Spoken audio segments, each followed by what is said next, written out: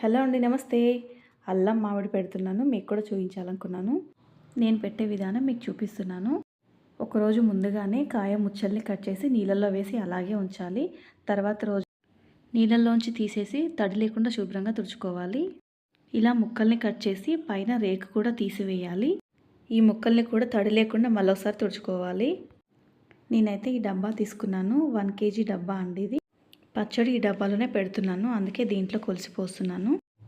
గిన్నెలలో పెట్టుకుంటే పచ్చడి 3 రోజుల తర్వాత కలపాలి కదా, గిన్నెలు పాడవుతాయి. ముక్కలన్నీ కొలిస్తే 5 డబ్బాలు అయ్యాయి. పచ్చడికి పల్లి నూనె అయితే చాలా బాగుంటుంది. 3 kgలు తీసుకున్నాను. మరుగుతున్న నూనెలో 3 స్పూన్లు జీలకర్ర వేసుకున్నాను. కాగిన నూనె చల్లగా అయిన తర్వాత కొంచెం పక్కకు తీసుకొని దాంట్లో 3 స్పూన్లు పసుపు కలిపి దాన్ని కూడా ముక్కలకి బాగా పట్టించాలి. తర్వాత కేజీ ఉప్పు తీసుకున్నాను. ఉప్పు మొత్తం వేయలేదండి, ఒక 200 గ్రాములు పక్కకు పెట్టాను. మొత్తం వేస్తే కసం అయిపోతే తినలేము, సరిపోకపోతే మళ్ళీ వేసుకోవచ్చు.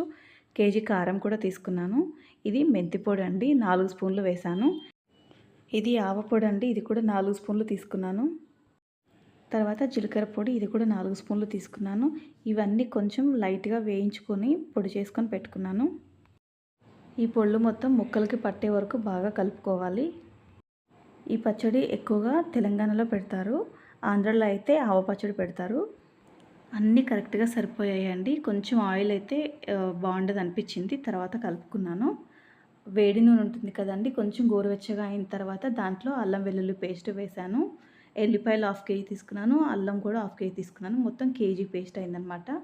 అది వేసుకొని కలుపుకోవాలి. స్టవ్ నుంచి దించిన తర్వాత కలుపుకోవాలండి గోరువెచ్చగా ఉన్నప్పుడు.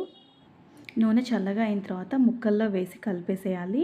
అది నాకు చల్లగా కావడానికి చాలా టైం పట్టిందండి, అందుకే మీకు వీడియో చూపించడానికి కుదరలేదు.